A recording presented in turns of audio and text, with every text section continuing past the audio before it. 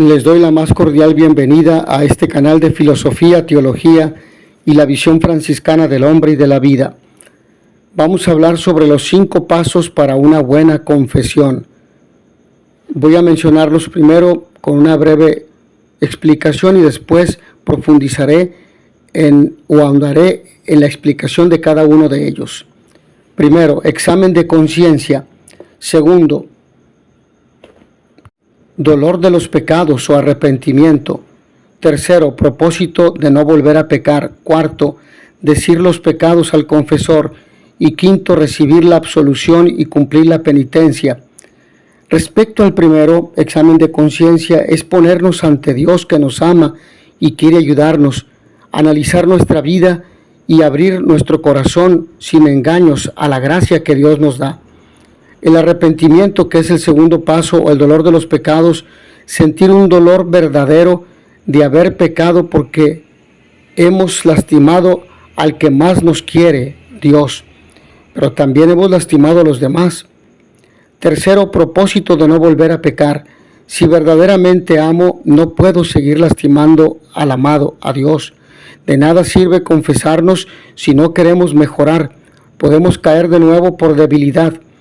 Pero lo importante es la lucha, no la caída. Y si caemos, tenemos que acercarnos al sacramento de la confesión con la plena confianza de que Dios nos dará su perdón. Cuarto, decir los pecados al confesor. El sacerdote es un instrumento de Dios. Hagamos a un lado la vergüenza o el orgullo y abramos nuestra alma seguros de que es Dios quien nos escucha. Quinto, recibir la absolución y cumplir la penitencia. Recibimos el perdón de Dios. La penitencia es un acto sencillo que representa nuestra reparación por la falta que cometimos. Ahora bien, ahondemos y vayamos al primero de los pasos, que es el examen de conciencia, para profundizar un poco, para ahondar. La confesión no tendrá efecto y fruto si entramos en la iglesia o en el confesionario y hacemos una confesión inconsciente, rápida, sin haberla preparado, sin habernos arrepentido, sin haber hecho primero un buen examen de conciencia, sereno, tranquilo, pausado, reconociendo los pecados que hemos cometido y arrepentirnos de ellos.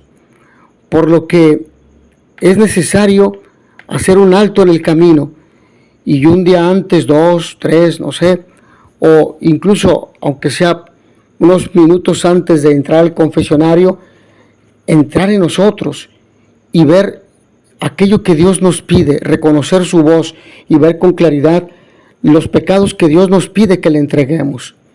¿Cómo hacer este examen de conciencia?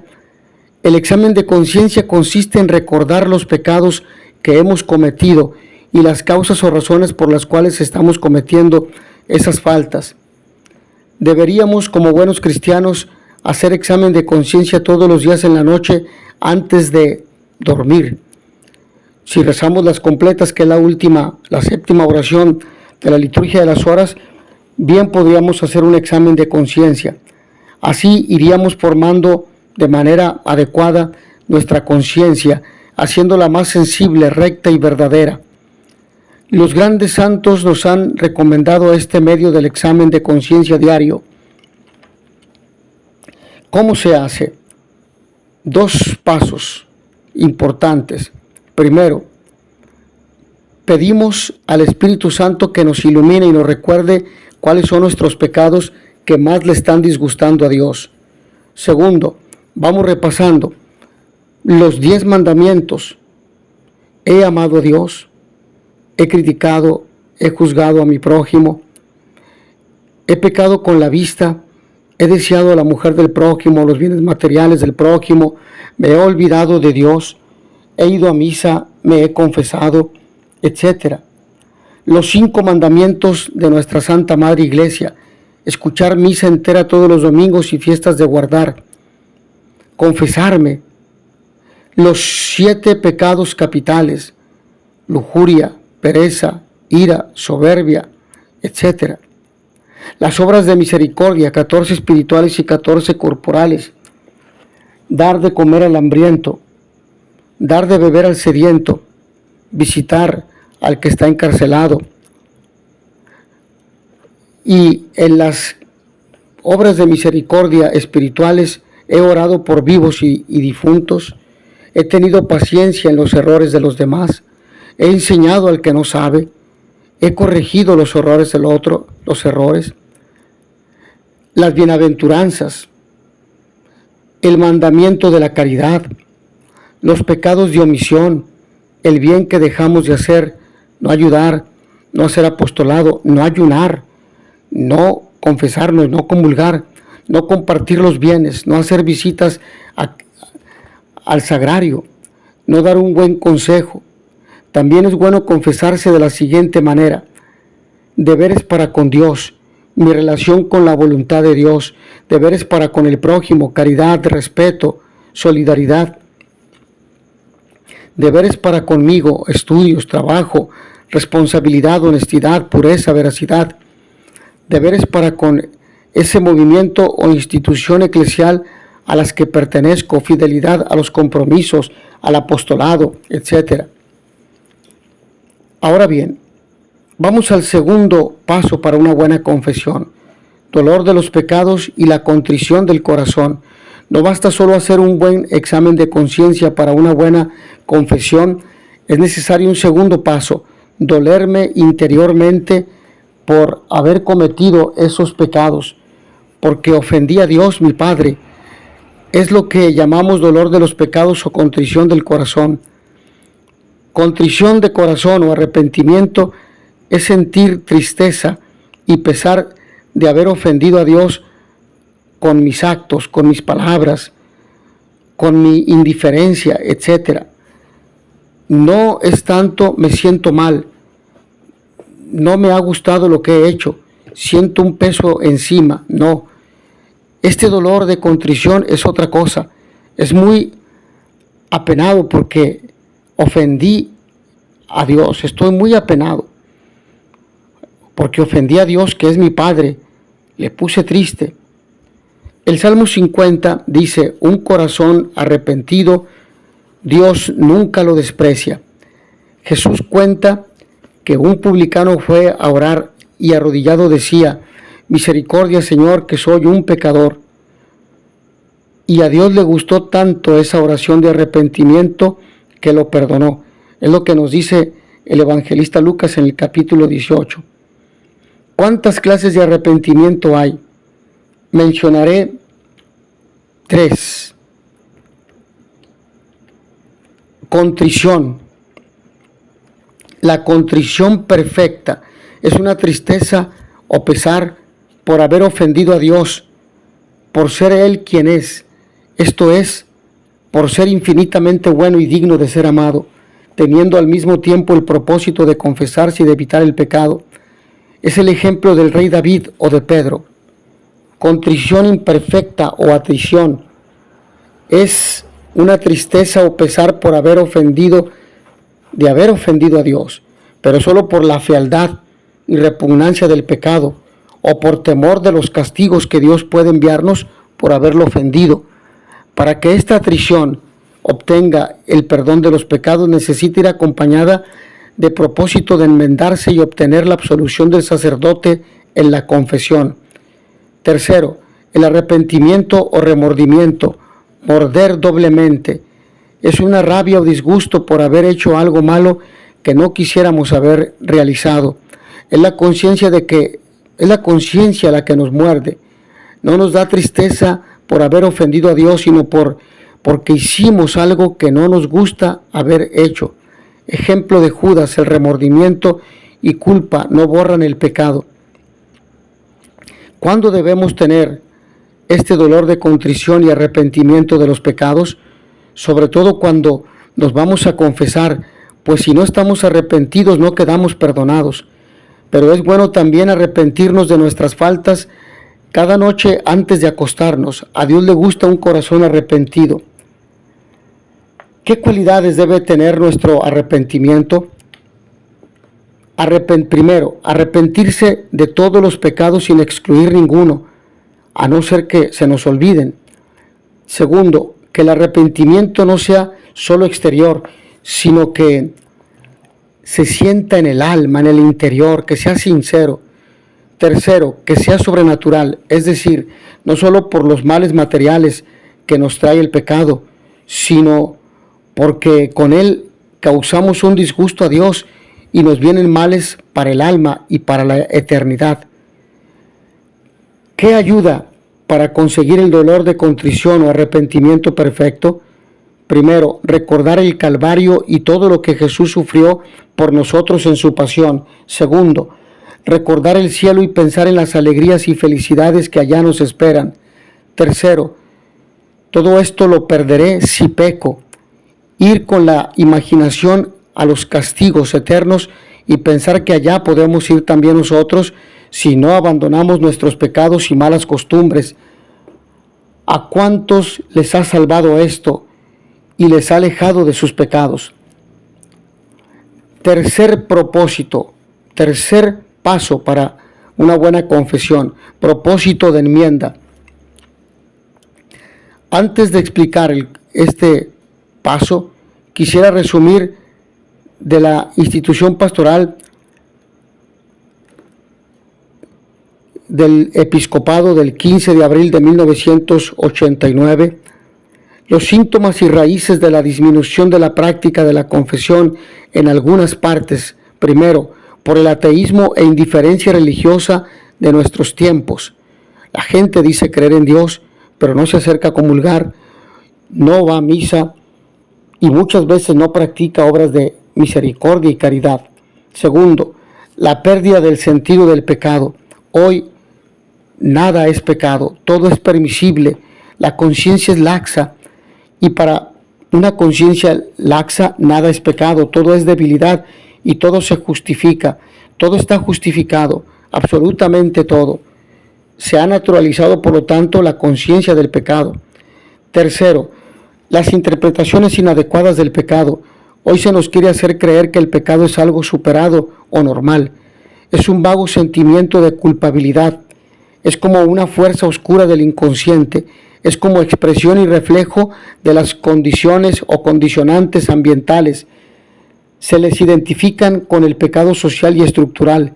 Algunos ya no ven pecado en casi nada, salvo en lo social, estructural. Pero con el relativismo, nada es pecado si tú no lo consideras, lo cual es un grave error. ¿Qué es el propósito de enmienda? Es una firme resolución de nunca más ofender a Dios y hay que hacerlo ya antes de confesarse. Jesús a la pecadora le dijo, vete y no peques más, Juan 8:11. Esto es lo que se propone el pecador al hacer el propósito de enmienda. No quiero pecar más con la ayuda de Dios. Si no hay verdadero propósito, la confesión es inválida. No significa que el pecador ya no volverá a pecar, sino que quiere decir que está resuelto a hacer lo que le sea posible para evitar sus pecados que tanto ofenden a Dios. No se trata de la certeza absoluta de no volver a cometer pecado, sino de la voluntad de no volver a caer con la gracia de Dios. Basta estar ciertos de que ahora no quiere volver a caer. Lo mismo que al salir de casa no sabes si tropezarás, pero sí sabes que no quieres tropezar. Estos propósitos no deben ser totalmente o solamente negativos. No hacer esto, no decir aquello, también hay que hacer propósitos positivos. Rezaré con más atención, seré más amable con todos, hablaré bien de los demás, haré un pequeño sacrificio en la mesa o en el fútbol, callaré cuando esté con ira, seré agradecido, veré solo buenos programas en la televisión, hablaré con aquella persona que tanto me cuesta, etc. Y si volvemos a caer, nos levantamos con humildad. La conversión y renovación es progresiva, es lenta. Por eso es necesaria la confesión frecuente, no solo cuando hemos caído, sino para no caer. Allí Dios nos robustece la voluntad, no solo para no caer, sino también para lograr las virtudes. ¿Por qué algunas personas se confiesan siempre de las mismas faltas o pecados? Es muy sencillo, porque no evitan las ocasiones de pecado. Por eso el propósito de enmienda implica dos cosas: evitar el pecado y las ocasiones que llevan a él. Debemos pedir siempre lo que San Ignacio de Loyola pide en los ejercicios espirituales cuando habla de las meditaciones sobre el pecado. Dame vergüenza y confusión, dolor y lágrimas, aborrecimiento del pecado y del desorden que lleva al pecado. Debemos apartarnos seriamente de las ocasiones de pecar, porque quien ama el peligro perecerá en él, nos dice Eclesiástico en el capítulo 3, versículo 27. Si te metes en malas ocasiones, serás malo. Hay batallas que el modo de ganarlas es evitándolas. Combatir siempre que sea necesario es de valientes, pero combatir sin necesidad es de personas que no tienen conciencia, aquellos que presumen pensando que es por su fuerza al estilo estoico, por sus propios méritos y esfuerzo, pero no confían en la gracia de Dios. Si no quieres quemarte, no te acerques demasiado al fuego. Si no quieres cortarte, no juegues con una navaja bien afilada. Sobre todo, esto vale para la concupiscencia de la carne o la impureza. La impureza es una fiera insaciable. Aunque se le dé lo que pide, siempre quiere más. Y cuanto más le des, más te pedirá y con más fuerza. La fiera de la concupiscencia hay que matarla de hambre. Si la tienes castigada, te será más fácil dominarla. Por tanto, si el propósito no se extendiese también por todos los medios necesarios para evitar las ocasiones próximas de pecar, la confesión no sería eficaz, mostraría una voluntad apegada al pecado y por lo tanto indigna de perdón. Quien pudiendo no quiere dejar una ocasión próxima de pecado grave, no puede recibir la absolución, y si la recibe, esta absolución es inválida. La ocasión de pecado. A toda persona, cosa, circunstancia, ocasión de pecado es toda persona, cosa, circunstancia, lugar que nos da oportunidad de pecar, que nos facilita el pecado, que nos atrae hacia él y constituye un peligro de pecar. Jesucristo tiene palabras muy duras sobre la obligación de huir de las ocasiones de pecar. Si tu ojo es ocasión de pecado, arráncatelo. Si tu mano es ocasión de pecado, córtala. Más te vale entrar en el reino de los cielos, manco o tuerto, que ser arrojado con las dos manos, los dos ojos, en el fuego del infierno. Una persona que tiene una pierna gangrenada, se la corta para salvar su vida humana. Y tú no eres capaz de cortar esa para salvar tu alma, esa ocasión de pecar. Evitar un pecado cuesta menos que desarraigar un vicio. Es mucho más fácil no plantar una bellota que arrancar una encina. Para apartarse con energía de las ocasiones de pecar, es necesario rezar, orar, pedirlo mucho al Señor y a la Virgen y fortificar nuestra alma comulgando frecuentemente. Confesar todos los pecados es el cuarto paso. El sacramento de la penitencia o confesión está en crisis en algunas partes, porque como dijo el Papa Juan Pablo II, al hombre contemporáneo parece que le cuesta más que nunca reconocer los propios errores. Parece muy reacio a decir me arrepiento o lo siento, perdón, disculpe. Parece rechazar instintivamente y con frecuencia irresistiblemente todo lo que es penitencia, en el sentido del sacrificio aceptado y practicado para la corrección del pecado. Nos lo dice en su carta encíclica Reconciliación y Penitencia en el número 26. El Papa Pío XII manifestó en un radiomensaje del Congreso Catequístico Nacional de los Estados Unidos en Boston el 26 de octubre de 1946, el pecado del siglo es la pérdida del sentido del pecado. El tercer paso para hacer una buena confesión, como ya lo habíamos mencionado, es confesar todos los pecados mortales y graves al confesor, incluso los veniales, porque estos debilitan la voluntad y van mermando la caridad. ¿Qué es la confesión de boca? Es manifestar al confesor sin engaño ni mentira los pecados cometidos con intención de recibir la absolución.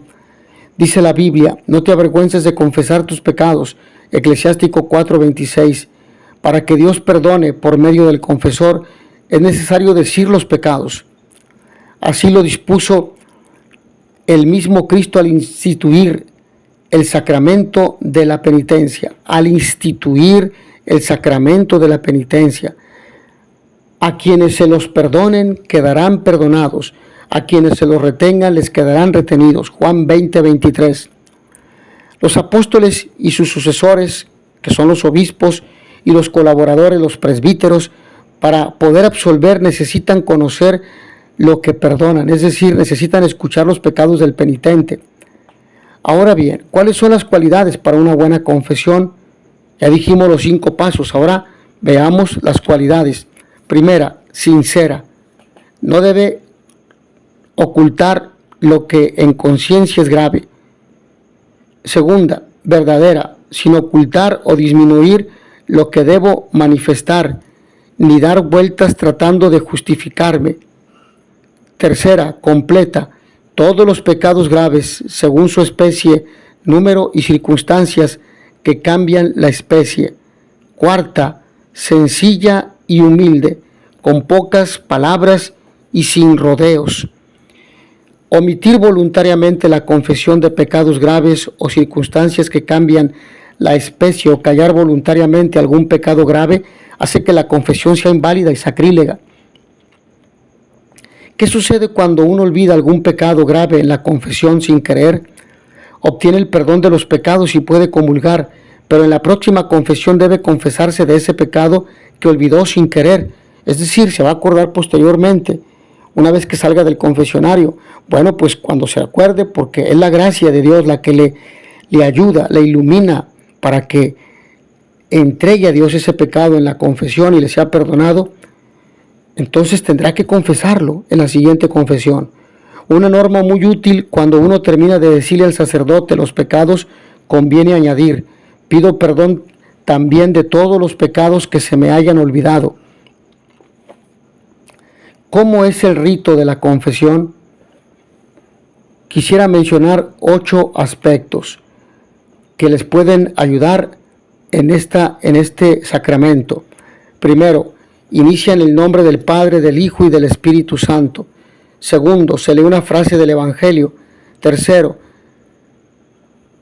el Padre, podemos decir, Padre, hace tantos días que me confesé. Si no, el sacerdote pregunta, ¿cuánto hace que se confesó la última vez? Aclaro si cumplí la penitencia o no. Cuarto, mis pecados son estos, y me acuso o nombro a todos aquellos pecados que en este momento recuerdo, que lo tengo en la memoria. Y también pido perdón por los pecados que no recuerdo y los pecados de omisión. Quinto, después escucho los consejos. Sexto, rezo el pésame o acto de contrición lentamente y con dolor, con arrepentimiento. Séptimo, recibo la absolución del sacerdote. Y octavo, le agradezco y voy a cumplir rápido la penitencia que me haya impuesto. Estos son 8 aspectos para dentro del rito de la confesión. Quinto paso y último, cumplir la penitencia. La confesión es el medio ordinario que ha puesto Dios para perdonar los pecados cometidos después del bautismo en el día a día. Es un medio maravilloso que renueva, santifica, forma conciencia y sobre todo da mucha paz al alma. Nos da la gracia también santificante. Segundo, cuesta o puede costar porque a la confesión no vamos a decir hazañas ni a platicar, sino pecados y miserias. Y esto nos cuesta a todos. Es curioso que algunos que ponen dificultades, es decir, los pecados al sacerdote confesor, los propagan entre sus amigos con risotadas y chistes y con frecuencia exagerando fanfarronamente. Lo que pasa es que esas cosas ante sus amigos son hazañas, pero ante el confesor son pecados, y esto es humillante. Y lo que no tiene tus amigos secreto, lo tiene el confesor. Él no puede contar ningún pecado tuyo a nadie. A esto se le llama sigilo sacramental, sellado, secreto.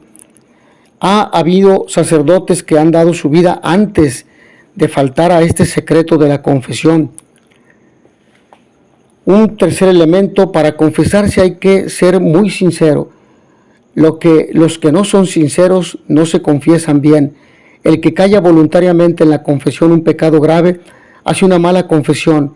No se le perdona ningún pecado y además añade otro pecado terrible que se llama sacrilegio. Si tienes un pecado que te da vergüenza confesarlo, te recomiendo que lo digas el primero. Este acto de vencimiento te ayudará a hacer una buena confesión. Quinto aspecto: el confesor será siempre tu mejor amigo. Es tu mejor amigo. A él puedes acudir siempre que lo necesites, que con toda seguridad encontrarás aprecio, encontrarás confianza, ya que él no puede decir los pecados que tú le has dicho, y comprensión. Además, te absolverá los pecados. El confesor puede darte palabras de orientación que te pueden consolar y que son consejos. Pregúntale las dudas morales que tengas, pídele los consejos que necesites. Él guardará el secreto más riguroso. ¿Qué es cumplir la penitencia? Es rezar o hacer lo que el confesor nos diga. Esta penitencia, ya sea una oración, una obra de caridad, un sacrificio, un servicio, la aceptación de la cruz, de la enfermedad, una lectura bíblica, es para expiar, reparar el daño que hemos hecho a Dios al pecar. Es expresión de nuestra voluntad de conversión cristiana y evidentemente el daño que hayamos causado a los hermanos, pero siempre resarcir aquel pecado, es decir, recurrir a los hermanos para ver de qué forma podemos resarcir el pecado que hayamos cometido en contra de Dios y de los hermanos. El pecado, sobre todo si es grave, es ofensa grave a Dios, nos impide ir al cielo y nos puede llevar al infierno. Mereceríamos las penas eternas del infierno. Esta penitencia que me da el sacerdote en parte desagravia la ofensa a Dios y expía las penas merecidas. La confesión perdona las penas eternas, pero no perdona la pena temporal. Esta penitencia que hago va satisfaciendo en parte o disminuyendo la pena temporal debida por los pecados cometidos. Dado que siempre será pequeña esta penitencia que me da el sacerdote, es aconsejable que luego cada quien elija otras penitencias que están a su alcance, el deber de Estado bien cumplido y con amor, la paciencia en las adversidades sin quejarse, refrenar y encauzar los sentidos corporales y espirituales, la imaginación, los deseos o apetencias caprichosas, poner un orden y horario en la jornada, desde el momento en que está prevista la hora de levantarse, la caridad ejercida por las obras de misericordia corporales o espirituales, el control de los pasatiempos y diversiones inútiles y nocivas, la perseverancia en las cosas pequeñas con alegría, como bien nos dice el Catecismo de la Iglesia Católica en los números 1468 al 1473. Todos los viernes del año, que el Código de Derecho Canónico llama penitenciales, canon 1250-1253, dice que son ocasión para hacer penitencia, como si así también especialmente la Cuaresma, por el ayuno, la abstinencia de carne o la práctica de obras de misericordia, o una privación de algo que nos cueste, cigarrillos, dulces, bebidas alcohólicas, refrescos u otros gustos. Esta satisfacción que hacemos no es ciertamente el precio que se paga por el pecado absuelto y por el perdón recibido, porque ningún precio humano puede equivaler a lo que se ha obtenido fruto de la preciosísima sangre de Cristo, pero quiere significar nuestro compromiso personal de conversión y de amor a Cristo. Sobre la pena, en este canal encontrarán un video sobre este tema, en el cual explico y abundo para que sea de su comprensión y para que podamos ir con la gracia de Dios resolviendo esta situación y no esperar hasta el purgatorio. Respecto a la excomunión, ciertos pecados particularmente graves están sancionados con la excomunión, la pena eclesiástica más severa que impide la recepción de los sacramentos y el ejercicio de ciertos actos eclesiásticos, y cuya absolución por consiguiente solo puede ser concedida según el derecho de la Iglesia por el Papa, por el obispo del lugar o por sacerdotes autorizados para ello. En caso de peligro de muerte, todo sacerdote, aun el que carece de la facultad de oír confesiones, puede absolver de cualquier pecado y de toda excomunión y censura para la absolución de los pecados, lo que nos dice el Código de Derecho Canónico en el Canon 976, y para la absolución de los pecados, el Catecismo de la Iglesia Católica en el número 725. Las indulgencias es la remisión ante Dios de la pena temporal por los pecados ya perdonados en cuanto a la culpa que un fiel dispuesto y cumpliendo determinadas condiciones consigue por mediación de la Iglesia, la cual como administradora de la redención distribuye y aplica con autoridad el tesoro de las satisfacciones de Cristo y de los santos, lo que nos dice el Papa Pablo VI en la Constitución Apostólica Indulgentiarum Doctrina, normas número 1. La indulgencia es parcial o plenaria según libere de la pena temporal debida por los pecados en parte o totalmente, nos dice la carta apostólica o constitución apostólica del Papa Pablo VI, Indulgentiarum Doctrina, las normas número 2. Todo fiel puede lucrar para sí mismo o para los difuntos, o aplicarla por un difunto, a manera de sufragio, las indulgencias tanto parciales como plenarias, y esto a consideración de lo que nos dice el Código de Derecho Canónico en el Canon 994. En este canal también pueden encontrar este tema sobre las indulgencias, donde explico con profundidad el tema. Quisiera decir algo sobre las penas del pecado. Para entender esta doctrina y esta práctica de la Iglesia es preciso recordar que el pecado tiene una doble consecuencia. El pecado grave nos priva de la comunión con Dios y por ello nos hace incapaces de la vida eterna, cuya privación se llama la pena eterna del pecado. Por otra parte, todo pecado, incluso venial, entraña apego desordenado a las criaturas que es necesario purificar, sea aquí abajo, sea después de la muerte, en el estado que se llama purgatorio.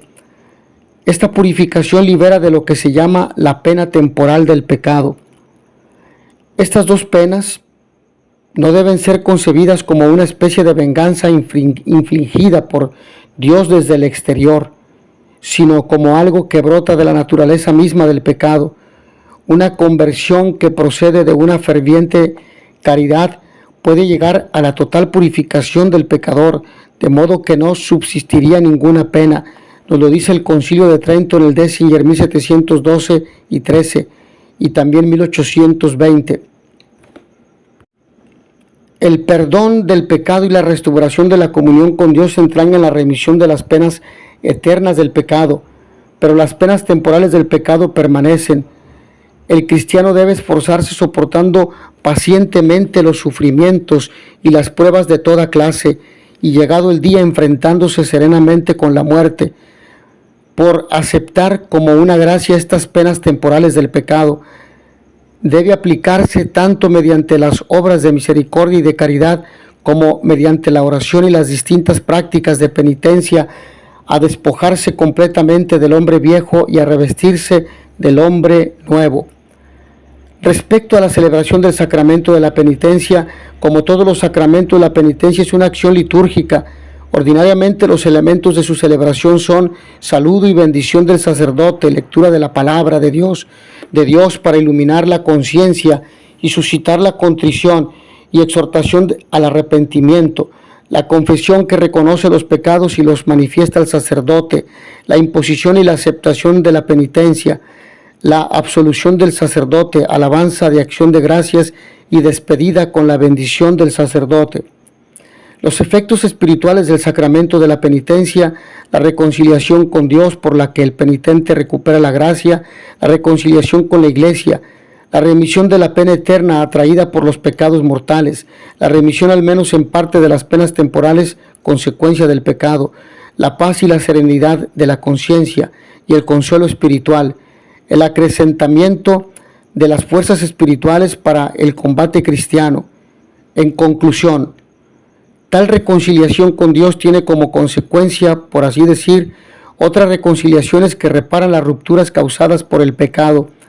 El penitente perdonado se reconcilia consigo mismo en el fondo más íntimo de su propio ser, en el que recupera la propia verdad interior. Se reconcilia con los hermanos, agredidos y lesionados por él de algún modo. Se reconcilia con la iglesia, se reconcilia con toda la creación. Nos dice San Juan Pablo II en la exhortación apostólica Reconciliatio et Penitencia, reconciliación y penitencia, en el número 31.